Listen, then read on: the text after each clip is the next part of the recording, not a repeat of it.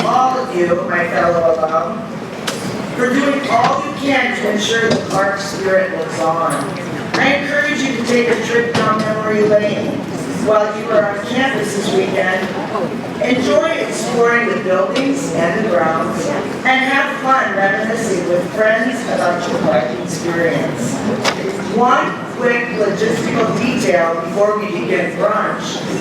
Tables will be dismissed by our conference and event staff for the buffet. At this time, I would like to invite Clark University Chaplain, Father Andrew Marr, to lead us in prayer before we share our meal.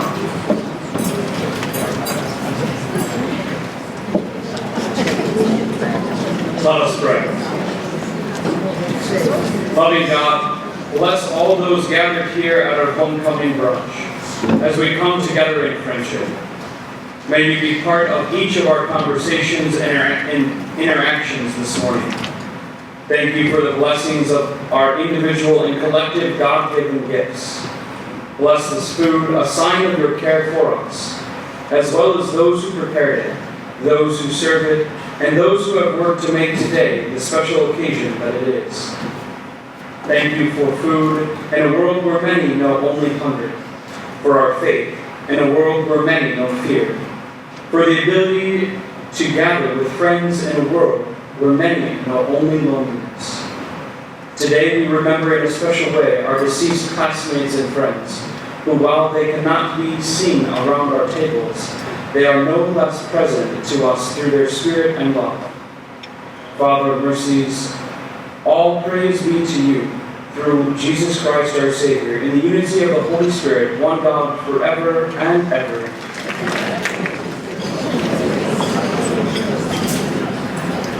Well, good morning. I know as an alum myself, celebrated his 30th undergraduate reunion this last year. But the reason we really come to the brunches like this is for the conversations that you're having at the table right now. And because at my own home, when we have dinner together, and we have two teenagers, the conversation and the eating continues usually while I'm talking. I encourage you to continue to enjoy your breakfast while I share some updates and remarks with you. I want to spend share a special welcome and greeting to our reunion classes, 5, 10, 15. We had an evening event last night, the Golden Reunion, 50th class. Wave to us, Golden.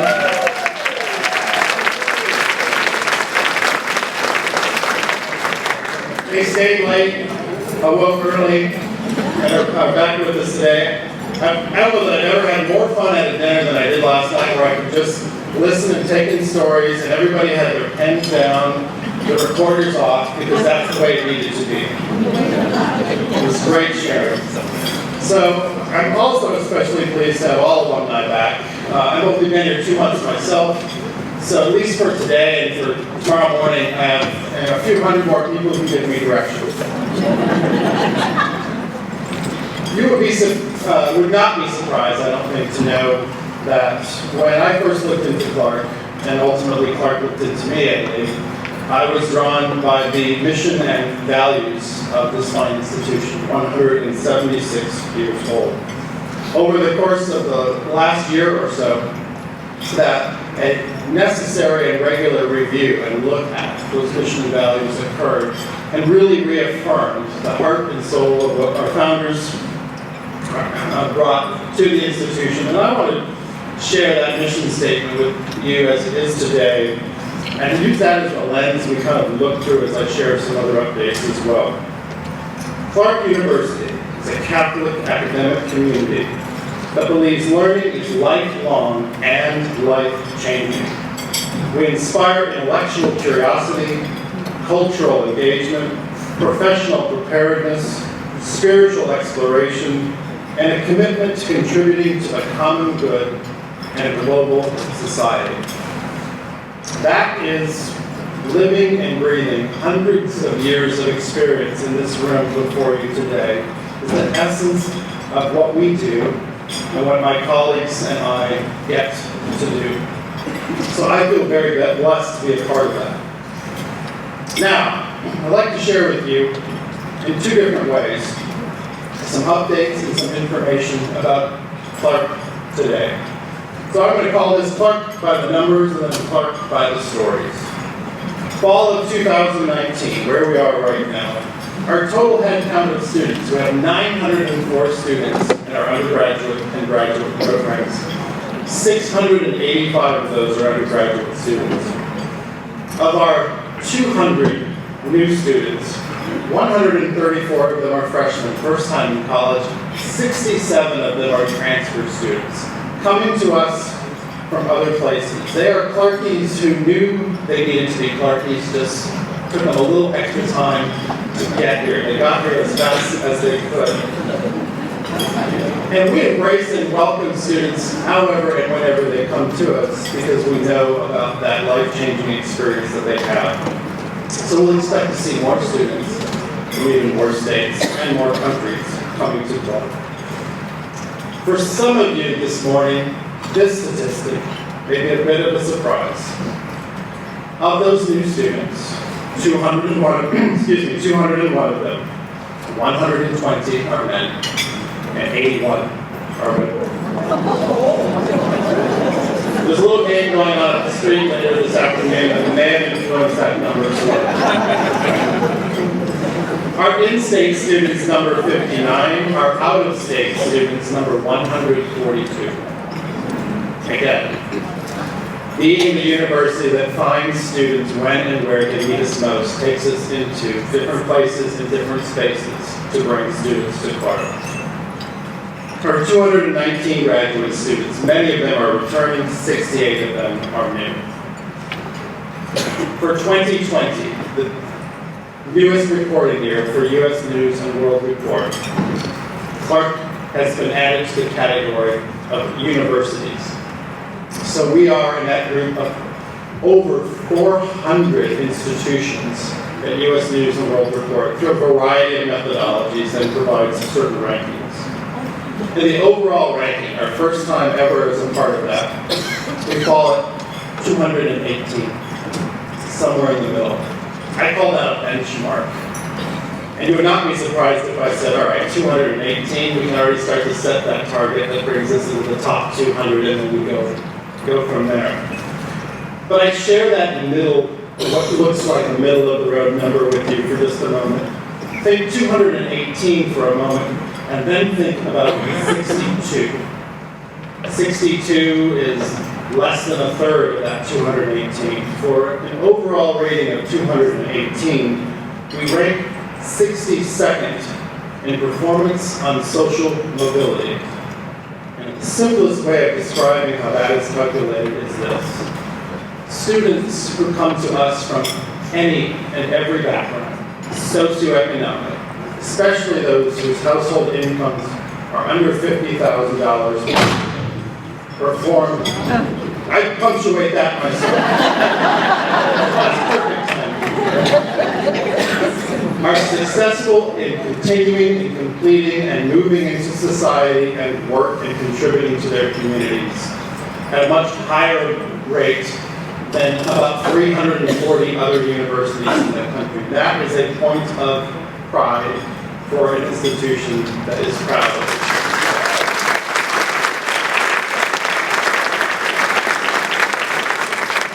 How does one get to a rating of 62 in social mobility? Consider this. Just in the past year, 2,400 hours of student community service valued at over $55,000 for Dubuque and the surrounding community. Those are our students. That is one Clark, one community. And then some of you I know are interested in dollars and cents. Some of you have those portfolios for retirement that you are in right now, or you aspire to someday, like me. So we talk often in higher education about affordability. And private institutions, the default response for many people that we encounter is, without even knowing the numbers, they're too expensive. How do we know about the return on investment? So let me give you one of the many measures we consider when we look at Clark, for example.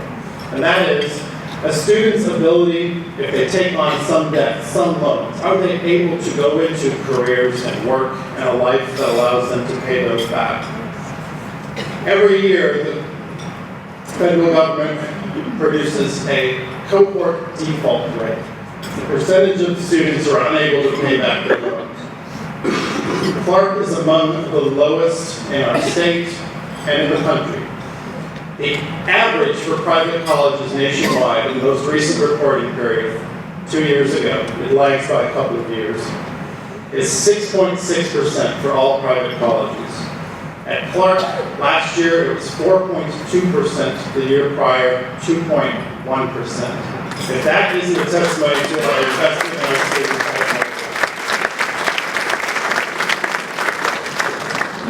a few more numbers and then some stories. Our Doctorate of Nurse Practitioner program is rated 5th, not in Iowa, not in the tri-state region, 5th nationally.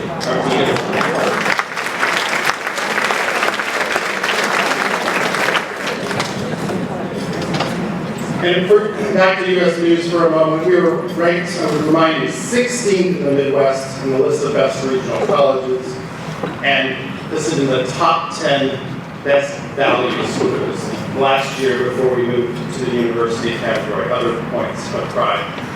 I am a data junkie. I see some of my colleagues on the cabinet. They know this. They know that I ask for the numbers, and I ask for the qualitative and quantitative stuff alike. But it's not enough to tell the story of Clark in the numbers. We need to hear the stories as well. Stories like that of recent graduate Hattie Frana, 2019. She just started her first year of law school at the University of Iowa, which awarded her a full tuition scholarship for all 3 years of study. Drake and Creighton did the same, but she chose to become a legal eagle, or Hawkeye, I guess, at Iowa. She was very active here, campus ministry, Peace, Betterment, Justice, the PBJ organization. And she has chosen, I think this is critically important, back to our mission and our values. Hattie has chosen child and immigration law for her focus due to her justice commitments and her focus.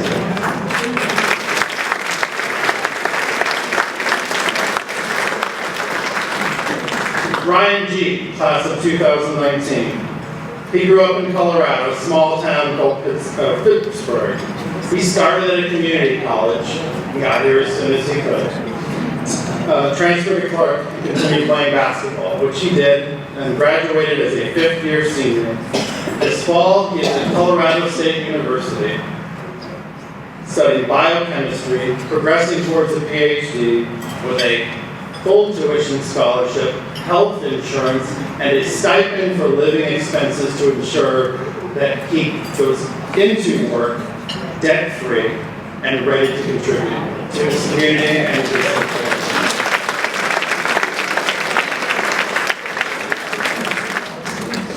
You'll hear from one of our students right here shortly. I want to share the story of another one who's not with us, or maybe he is.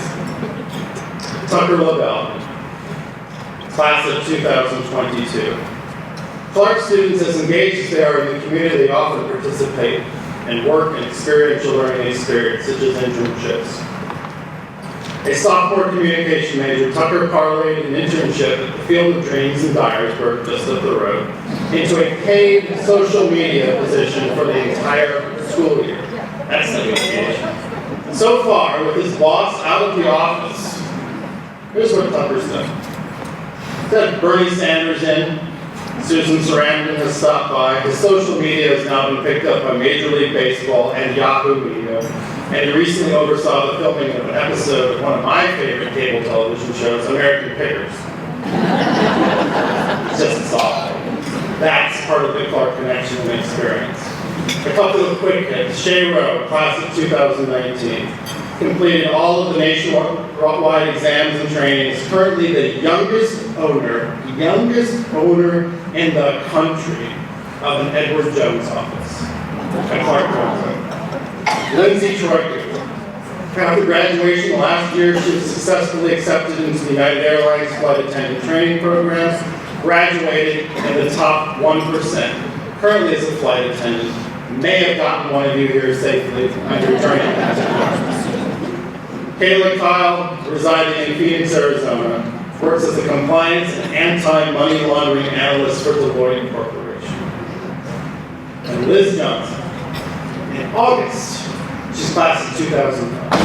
She began her service as executive director of the Iowa Civil Rights Commission. She is a third-generation Clark graduate. Governor Kim Reynolds said in the press release announcing Liz's appointment, "Protecting the civil rights of Iowans is one of the most important functions of state government. As an administrative law judge and past staff member at the Iowa Civil Rights Commission, Elizabeth Johnson has a reputation for both fairness and efficiency, as well as a genuine passion for public service. She will serve Iowa well in this important role." And I have story after story after story, just like the ones you're sharing at your table, of the immediate value and lifelong impact of a Clark University or Clark College education. I have one more to share, but I am not qualified to share it. Megan Diossi is going to come up and share you her story as a current student. Please help me welcome Megan.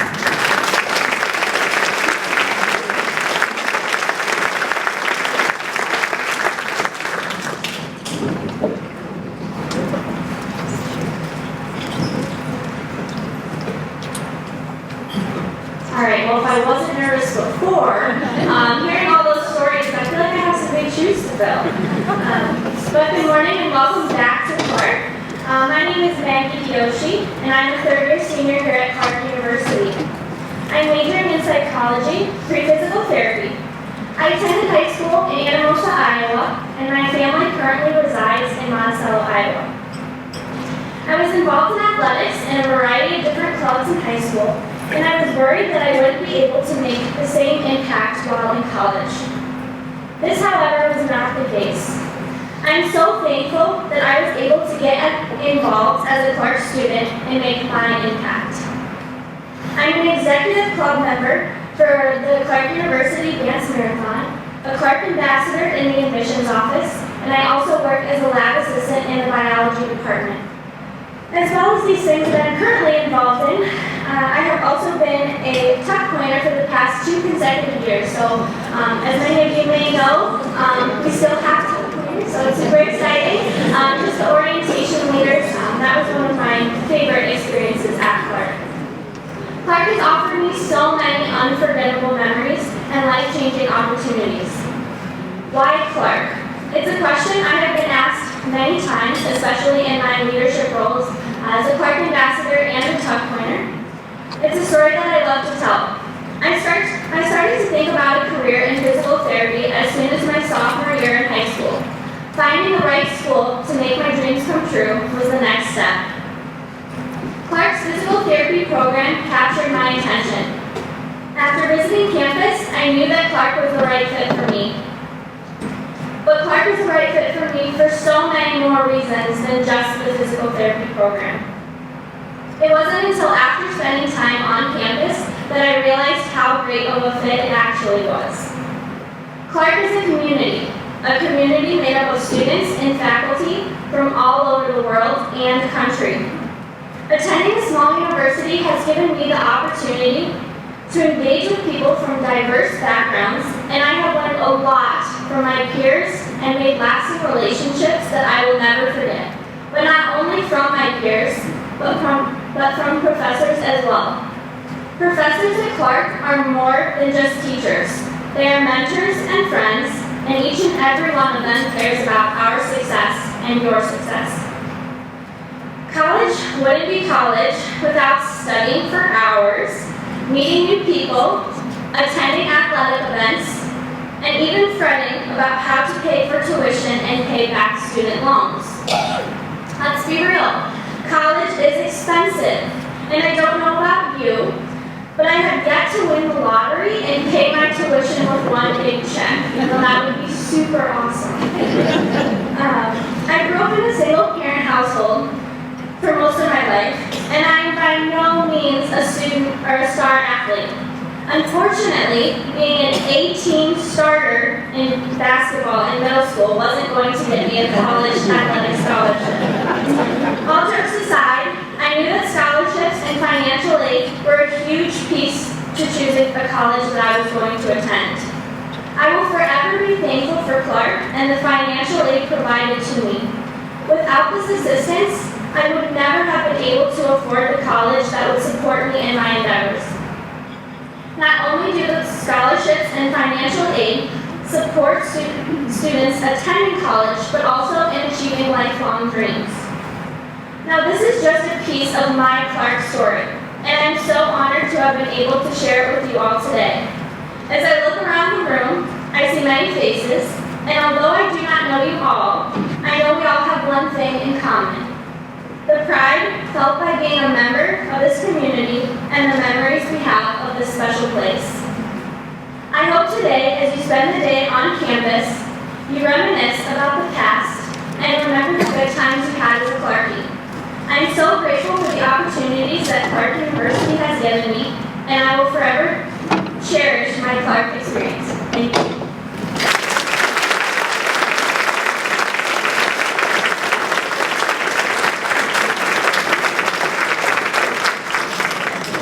Thank you, Maggie. That's the best. You and your fellow students are why I'm proud every day that I get to work at Clark. Now, finally, we celebrate everyone here with us this weekend, and we spotlight in a moment our distinguished alumni award winners. Another impressive group doing wonderful things with their lives as they transform others. Thank you for returning home. Every day, I learn more about how Clark holds a very special place in your hearts and in your spirits for our alumni around the world. Thank you for being such an integral part of our 176-year journey.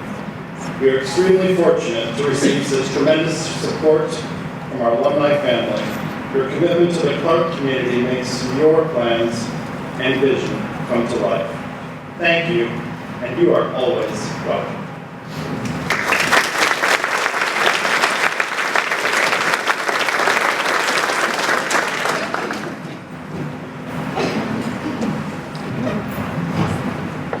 Thank you, Dr. Chesney and Maggie, for sharing your comments with us this morning. At this time, I would like to recognize those alumni who have given their time and talent to make Homecoming 2019 a success. Class reunion representatives are members of their class who encourage participation in homecoming activities. From what I see in our room today, I'd say they have certainly done their job well. I'd say the names of the 2019 class reunion representatives are actually listed under programs. We would also like to show our appreciation to them with a small gift.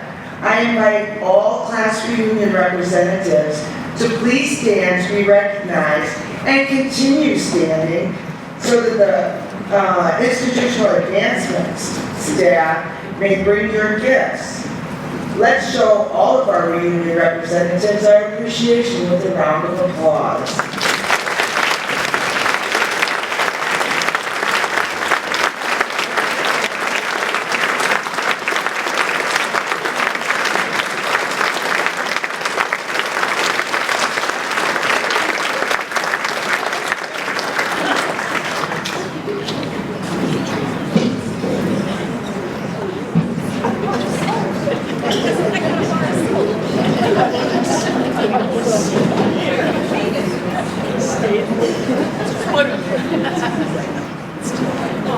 Along with celebrating the 50th reunion for the class of 1969 and the 25th reunion for the class of 1994, there are many classes in this room celebrating special reunions this weekend, including members of the class of 1964 celebrating their 55th reunion, the class of 1959 celebrating their 60th reunion. Yay.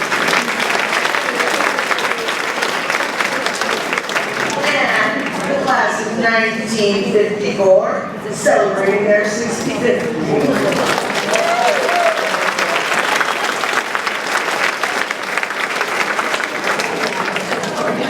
We are so happy to see so many alumni and friends this morning. As we begin the presentation portion of our program, I would like to invite Vice President for Institutional Advancement, Bill Bebop, to come to the podium.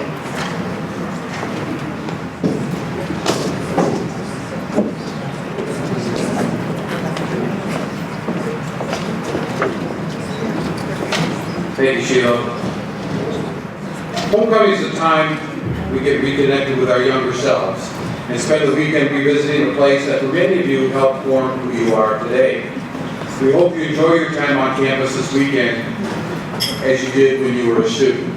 And if the class of '69 enjoyed themselves the way they did last night, there had to be something special in the water back then because that group enjoyed celebrating. So congratulations, class of '69.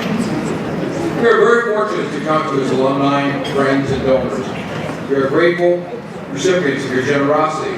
As we prepared for this weekend, we thought it was only appropriate to share information on just how generous you have been this year. In advancement, we focus on connecting with our alumni and friends and making sure that everyone is given the opportunity to contribute to Clark. At Clark, we believe every donation makes a difference, regardless of size. At Homecoming, we like to acknowledge our top-performing classes and create some friendly competition among them. Giving to Clark is tabulated based on our fiscal year, which begins on June 1st and concludes on May 31st. So the current standings are not final. We have until May to correct. If you want to be in first place, you have plenty of time to fix that. So far, to date, the class of 1964 has the largest percent of donor participation, followed by the classes of '69 and '61. To date,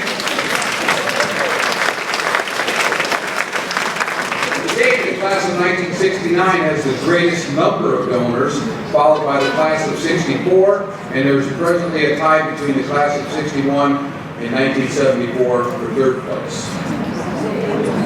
And for the most dollars raised so far this year, the class of '61 is leading the way, followed by the class of '64 and the class of 1960.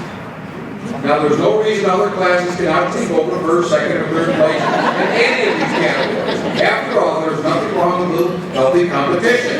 Fortunately, there's still plenty of time to put your class at the forefront before our fiscal year ends on May 31st. No matter how we break these numbers down or which class comes in first, the bottom line is you are supporting students like today's speaker, Maggie, by giving to Clark. And we are grateful for your support and your belief in the Clark educational mission. If it were not for the generosity of alumni and friends, the Clark education would cost approximately 20% more.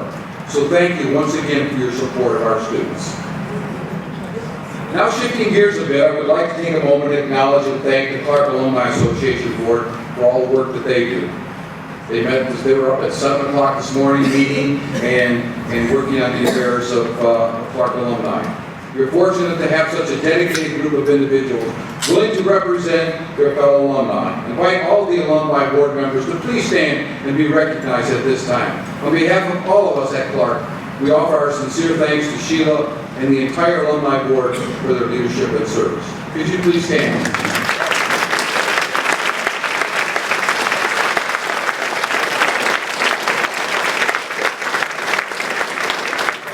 Thank you so very much. For those of you who have traveled from faraway places, or if you're just a short drive away, thank you for spending your time with us this weekend. We hope you had a chance to participate in some of yesterday evening's activities, whether it was the Golden Celebration, the gathering at Seven Hills Brewery, the women's volleyball game, or the production of Stories to Tell, a Clark Theater Alumni Showcase. In addition to this recognition brunch, we have a number of activities planned for you to enjoy on campus today. Please visit the Alumni Tailgate, cheer on the women's volleyball at 11 and 3, Clark football at 1, or attend the Alumni Welcome Concert at 2. There's also varsity soccer games at 5 and 7:30. And the production of Stories to Tell, the Clark Theater Alumni Showcase, takes place at 7:30 with a cocktail reception prior to the performance. Finally, we will be celebrating Mass tomorrow in Sacred Heart Chapel at 9:30 a.m. Regardless of which activities you choose to attend, we hope you are able to take time to reestablish your connections with Clark and your classmates while you're on campus. We have a complete schedule of events available as you leave here today and again in the Wahlert atrium. If you have any questions throughout the weekend, please let our staff know. They're here to help you. There's also a golf cart outside Mary Josita Hall if you need assistance getting to the next event. So it is now my pleasure to welcome Sheila back to the podium to present the Distinguished Alumni Awards. Sheila?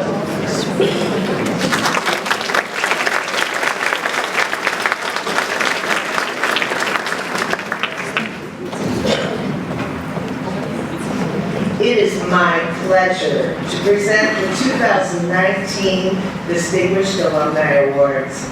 We will begin today with the Rising Star Award. This award is given to a Clark graduate who has made an impact in their career, community, or contributions to Clark. This year's award recipient is April Schuler from the class of 2006. April was unsure of her career path upon her graduation from Clark. She worked in Germany, Iowa, and eventually Las Vegas. But it wasn't until she was told about an apprenticeship opportunity involving wigs and makeup at the Juilliard School from Bob Newman, the former costume designer at Clark, that things slowly began to shift. With the help of Bob and Professor Ellen Gabrielski, April was able to create a portfolio that landed her one of the two coveted apprenticeship positions. At Juilliard, April learned how to custom build lace front wigs and also worked with costume designers in creating character looks for all the drama, dance, and opera performances throughout the school year. Upon completing the apprenticeship, she stayed in the theater world for 2 years. She worked at the Santa Fe Opera House with Tom Ford when he designed his first opera, La Traviata. She was also involved in various Broadway shows, A Free Man of Color, Phantom of the Opera, and House of Blue Leaves, where she was Ben Stiller's personal hairstylist. Yeah, cool. In 2012, April's friend and fellow wigmaker, Amanda Miller, invited her to work on her first television show, I Just Want My Pants Back. And she has stayed in that line of work since. She has been part of many great projects, including Girls, The Blacklist, Unbreakable Kimmy Schmidt, Pitch Perfect 3, Charlie's Angels, and Rent Live, for which she was submitted for an Emmy nomination. April credits the relationships she formed with the teaching staff at Clark, specifically the theater department, with positively impacting her career. It is my pleasure to welcome to the podium to receive her award from Dr. Tom Chesney, the recipient of this year's Rising Star Award, April Schuler.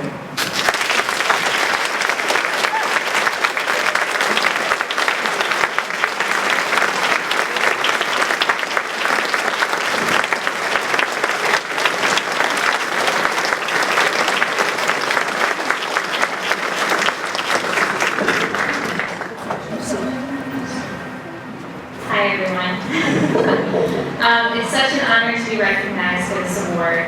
So much thanks to Clark University and the Alumni Board for this recognition. These halls are filled with so many memories, and it feels so great to be back. I would also like to give a special thanks to the drama faculty, Bobby, Carol, Ellen,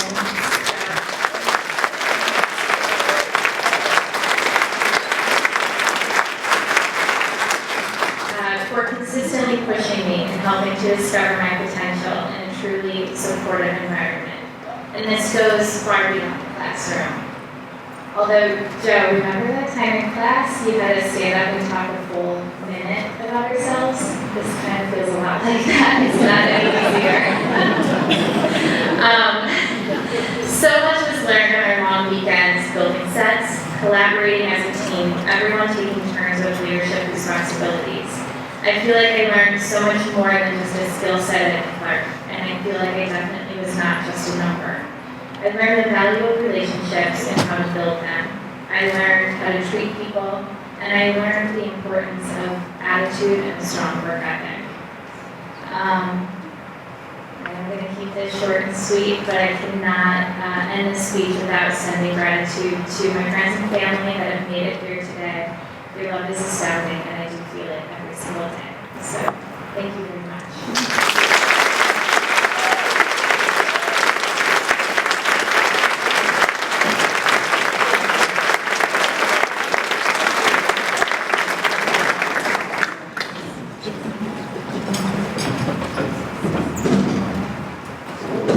The Humanitarian Service Award is given to a Clark graduate for exceptional service to humanity through civic, faith-based, or educational endeavors. This year's recipient, Linda Parsons, I practiced this a lot. Linda Parsons Pomadon. I'm so sorry. And I did practice it. This year's recipient is Linda Parsons Pomadon. From the class of 1969. I'd like to welcome Linda's classmate and award winner, Mary Jean Jetlin, also from the class of 69, award nominator, to the podium to say a few words about Linda.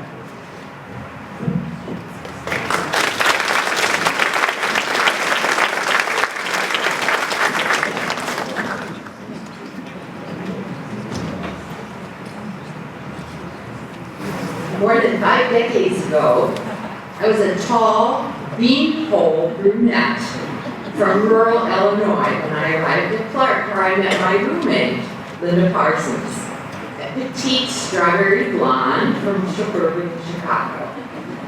We roomed together as freshmen and sophomores, and I learned Linda has a passion for the arts, especially fine art and writing.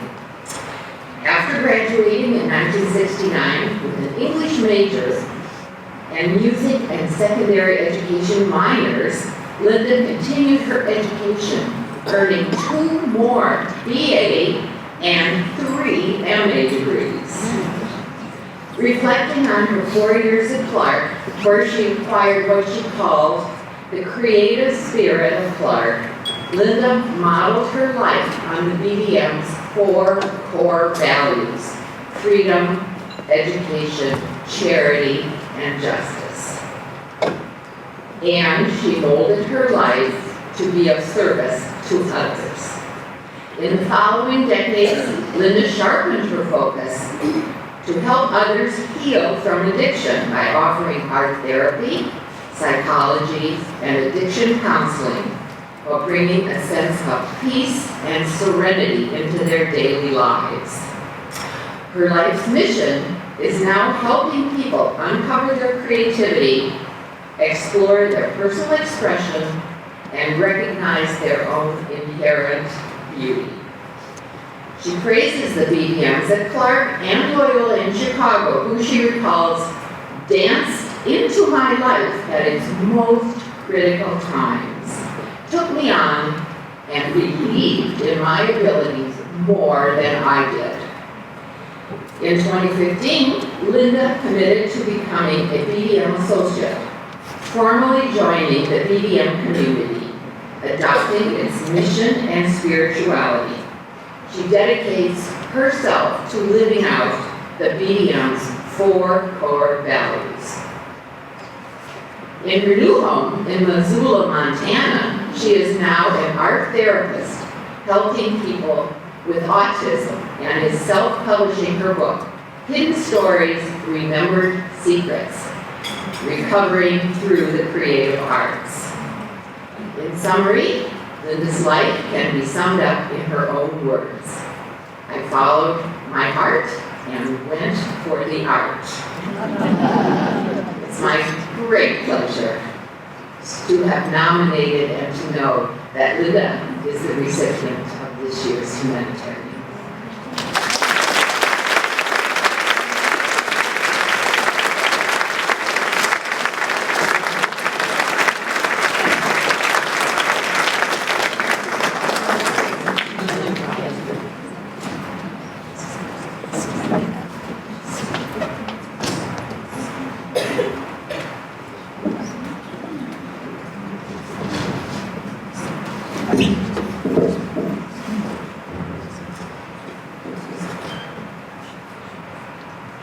Thank you, President Chesney, for your story, Maggie.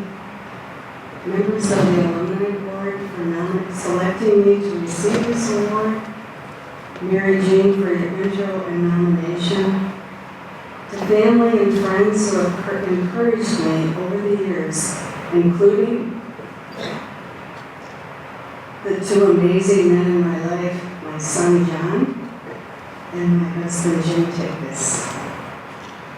Thank you, beautiful classmates from the class of '69 and the entire Clark community gathered to celebrate with me today.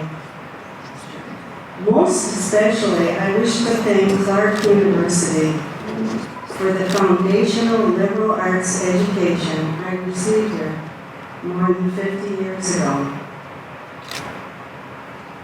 My studies in literature, research and writing composition, philosophy and theology, the visual arts, applied music, and ballet classes not only enhanced my life, but taught me life skills that at one point actually saved my life. I am grateful for the 4 years of learned professors who, through their mentorship, devotion, and enthusiasms for the subjects they taught, awakened in me the transformative impact that education has. Thank you, BBM sisters, for your wisdom and guidance, for instilling in me the values of justice, charity, education, and freedom, for encouraging me and inspiring me to follow my heart and to share my gifts for the benefits of others. In my career as an art therapist in Chicago, I designed and facilitated art programs in conjunction with the people I served. This included the elderly, the young, the wealthy, the marginalized, the homeless, the addicted. I accept this award on your behalf. The BBM sisters will always exemplify for me the core values upon which Clark University was founded and Christian values I have come to cherish. To conclude, I'd like to share words of wisdom that were given to me by BBM, the late Sister Blanche Marie Gallagher, and I quote, "For you, there is only one road that can lead to God, and this is fidelity to remain constantly true to yourself, to what you feel is highest in you. The road will open as you go." My hope is that we all continue to help each other as we travel this road together. Thank you.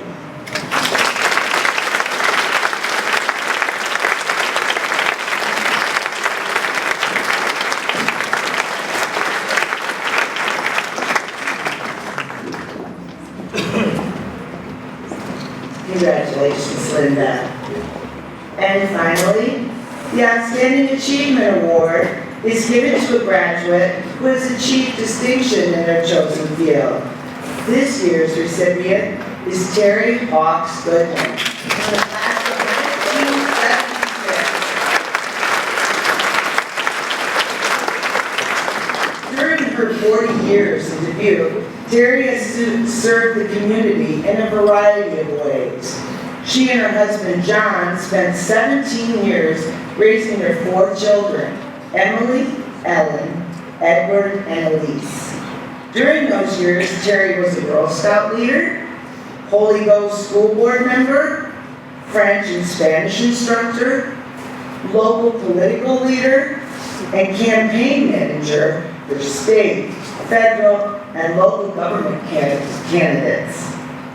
In 1994, Terry was hired by the Dubuque County Historical Society, where she served 18 years as a marketing and development director. Terry cultivated local and national partnerships and led the highly successful $188 million national campaign for Dubuque's riverfront redevelopment, America's River. The centerpiece of the campaign, the National Mississippi River Museum and Aquarium, which opened in 2003, is the largest river interpretive center in the United States.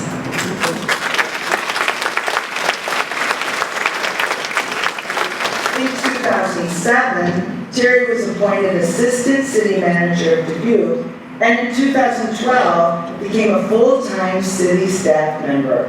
Her work creates and advances strategic partnerships with private sector leaders and nonprofit organizations, as well as county, state, and federal government agencies and elected officials. At her core, Terry is passionate about community, whether community means the watershed of the Mississippi River or the city of Dubuque. Collaboration, partnership, and inclusion are the tools of the transformation success to which Terry aspires. Terry recently retired from the Clark University Board of Trustees after serving 10 years.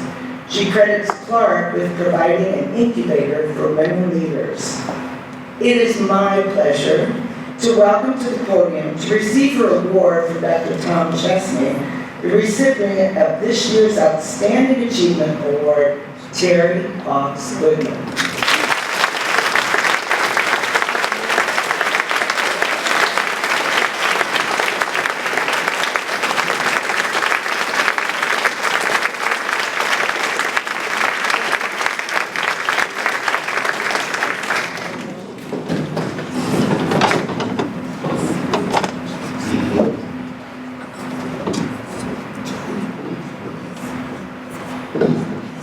This is wonderful.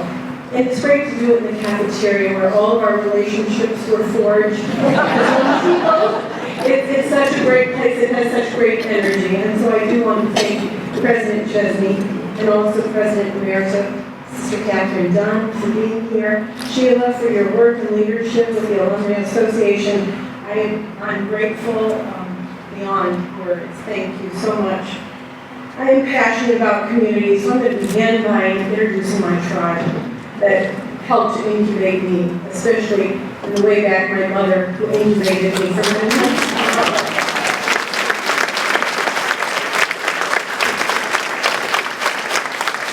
What's interesting about us is that we're all Clark alums. And so, before I begin introducing you, my husband John, my rock, thank you for Dr. Emily Goodman, faculty at Clark University. Our second daughter, Ellen Goodman Miller, who's a Clark alum. She is a double major in English and theater, and she is a community development specialist here in Dubuque. And our granddaughter, Freya, who is able to be here today, too. And I have 5 sisters who are also all Clark alums. So, Katie Hawks Toff, Lori Hawks, Sue Hawks, Carolyn Hawks, who cannot be here today, Elizabeth Hawks, and 2 dear friends, again, met in the cafeteria, Andrea Bednar here, who is a classmate of 2 years coming at Clark, Denise Dolan, County Auditor, also a Clark alum. So thank you all for being here.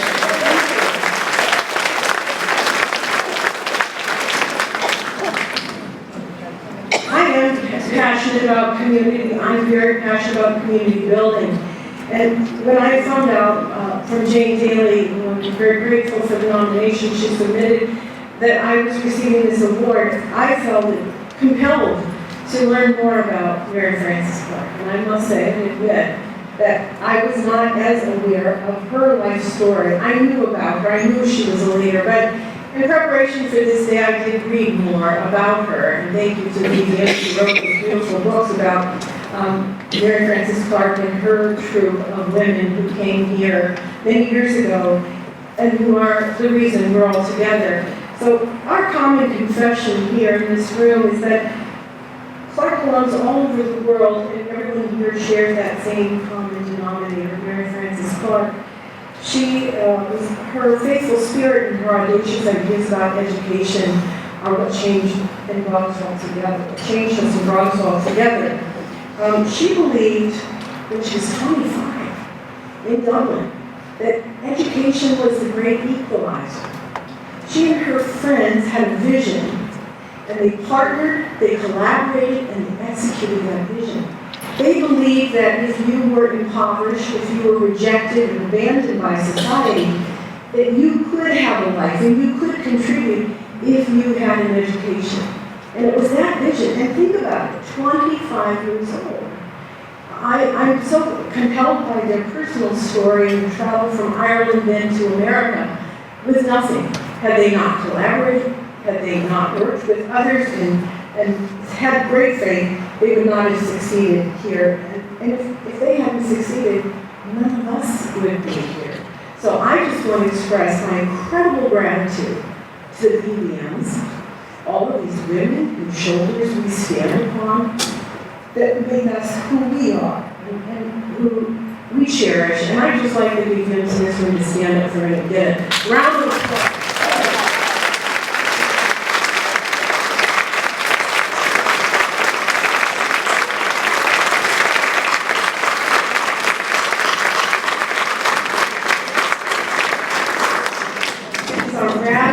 Educators, and we're grateful to you for your service.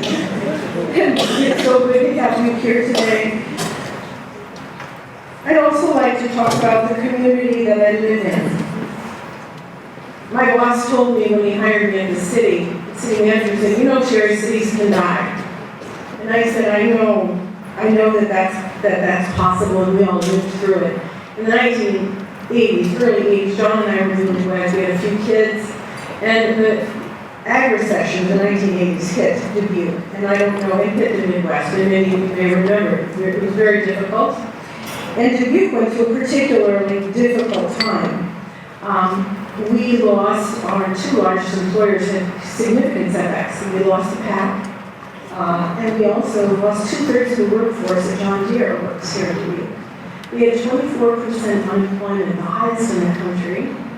We had 10% of our population who leave Dubuque, and Forbes magazine featured us on their cover as an example of the losses of the recession of the 1980s. Dubuque was in a very, very hard place, and there was a local radio station that had t-shirts they were selling that said, well, the last one out of Dubuque, please turn out the lights. It was a hard time, and I remember looking at John and saying, maybe we should move. And he said, no, we've got a family business here, dear. They're carrying us out in pine box, that we're staying. So here we are. But it became very clear that there are ways that we can survive and thrive. And so what Dubuque did was gather together our leaders, and we thought, well, I was then hired at the River Museum with Colin's father-in-law, Jerry Ensler, his wife Katie is a Clark alum. And we were together with other leaders in the community, the mayor, the city manager, and others, and we invited the city administrator from the city of Duluth, Minnesota, to come to Dubuque and tell us how they had just restored their riverfront or their lakefront and how they were thriving in this tough economy. So the administrator came to us this incredible story of rebirth in Duluth, Minnesota, line after line after line of successes and awards and recognitions, and we thought, that's who we need to hire. We were going to hire. So we're all sitting there thinking, if we get the money together and hire this fellow, he is going to save Dubuque. And as if he could read our minds, he looked around the room and said, and by the way, if any of you think that there is someone from out of town who's going to ride in on a white horse and save your community, you're mistaken. He said, look at the people sitting next to you, look in their eyes, and you will see the leaders of the new Imagine Dubuque. And so I think discouraged, we're like, we have to do this. But in fact, he gave us permission to do, frankly, what Mary Frances Clark did. To come together, to engage the public, to create a vision, to create the partnerships, the collaboration, and to do the hard work of community building. And so Dubuque, in fact, did thrive. It began on the riverfront, with the building of the River Museum and the restoration of the Port of Dubuque. We started out, Jerry and I, with $2 million. And Jerry said to me, "Do you think you can raise $5 million?" And I said, "I don't know. I only ever raised money for Holy Ghost School and some political candidates, but I'm willing to try. I'm willing to try. Can't be that much different." So, in fact, we did leverage that $2 million, not to $5 million, but to $188 million. And thank you to so many of you. It was a community achievement. It's never one person, that's the other myth. It's a community that achieves together. And one of our principles was you had to check your ego at the door when we came into meetings. We could fight behind closed doors and have discussions and disagreements, but when we left, we came out together and we included as many people and as many different constituent groups as possible in the visioning process. So it worked. We restored the riverfront. But what that did is gave impetus to Main Street to say, well, you know what, we should do a master plan and look at Main Street. If you remember Main Street, if you were here for Clark reunions or Loris reunions in the past, Main Street had 5 businesses. I think there was the Gentleman's Bookstore, there was the Adult Cinema X, I think we still had the Merchants Hotel, and I don't know what the other, Knibble's Religious Goods Store. I'm sorry, they were closing. They have good stuff. And then there was one other, there might have been one other, but I can't remember. But that whole block from First Street all the way up to the Five Flags was just, you could have shot a cannon off and nobody would have known it. So that immediately jumped to life. And we saw the rebirth of Main Street. We had young people starting businesses. We had people moving down to the upper stories into the apartments. And our designers in Boston said this would happen. They said, if you invest here in the Port of Dubuque, your Main Street is going to explode. In fact, since that time, since the riverfront development was completed in roughly 2004, $800 million has been invested in our downtown. That's huge. Then we said, well, now what do we do?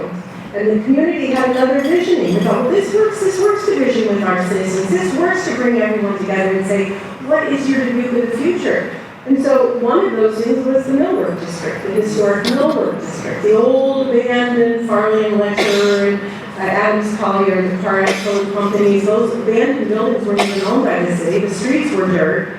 When we dug up the streets to replace them, we found oak storm sewers. That's how we did it. So that area has been now restored and reclaimed, and over 1 million square feet of space for workforce housing for young people that creates a cool, vibrant community where we hope a lot of Clark Lords and UD students will stay and live here and work in jobs. It also provides areas for like Brazen. I don't know if you've been down to Brazen restaurant that they use on America's Top Chef competition. He didn't win, but it's a good restaurant. But there's a lot of activity and the buzz down there now. From that point, I'm happy to say the old St. Mary's Church, and our daughter Ellen was involved in that, and raising money for the Catholic Church that closed to create a community center that reaches out to nonprofits in neighborhoods that are challenged to provide services and a meeting place, a convening place for them. And from there, from Steeple Square, we've been working on the B Branch for 20 years. And if you get a chance to go down and look at the B Branch, we had 6 presidential disaster declarations down on the north end of town. These are our most historic neighborhoods. These are the old German neighborhoods, a very successful and productive area of town. But it had fallen into disrepair largely because we had rain events that overwhelmed storm sewers and a creek that was buried in storm sewer in 1899. So we had to dig that up, and we were going to put in 4 more storm sewers, but we found out it would be cheaper for the city if in fact we daylighted the creek, put its floodplain back, and create a linear park from the Mississippi River a mile into the north end for those neighborhoods. And we already know that investment follows investment. And so we're looking now to bring more jobs back, to restore homes on the north end, to create those sustainable neighborhoods and make them livable again. So that's a community building exercise that's ongoing and that we continue to work on. The last piece of community I want to talk about gets to the reason that we're here today. Higher education is challenged today. Private higher education is challenged today. And the presidents will tell you that, and most of us know that if you live in communities where there are private colleges. Clark needs us now more than ever. And I challenge all of us as alums, and I hope that Sheila, the alumni board, and President Chesney with the strategic planning that's coming up, that we could gather the Clark community to vision and contribute to what the future of Clark will be. And it's going to be exciting. I think it's going to be innovative. Just as Mary Frances Clark charged her followers with being innovative and being creative and inciting their students to learn, to think outside the box, to think for themselves. I mean, this young group of intrepid people are our founders, and I think we can do this again. So I just want to encourage all of you to be a part of Clark in the future, because it will be changing. Dubuque is eager for Clark College and the other colleges to join us in re-envisioning our community in the future, and we need the young people who are here at Clark to contribute, and we need a little bit older people to contribute as well. So I can't say thank you enough. This is my home, other than my home with my family and my friends. Clark is a very special place, and we all know that. And we just want to remember that the future is ours to create. And I hope that we're all going to be a part of it. Thank you so much.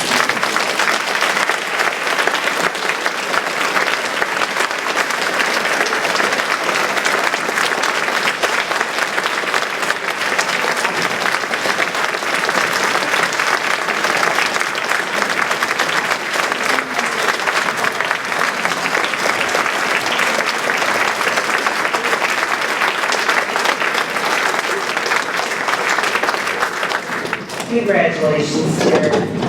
Before we conclude this morning, I would like to thank the Institutional Advancement Office and the entire Clark staff for making this weekend a reality.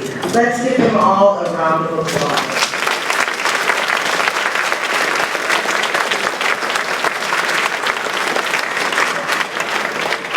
Thank you all again for being here. Please be sure to stop in the Waller Atrium for class photos immediately following the brunch, and have a great weekend. Thank you.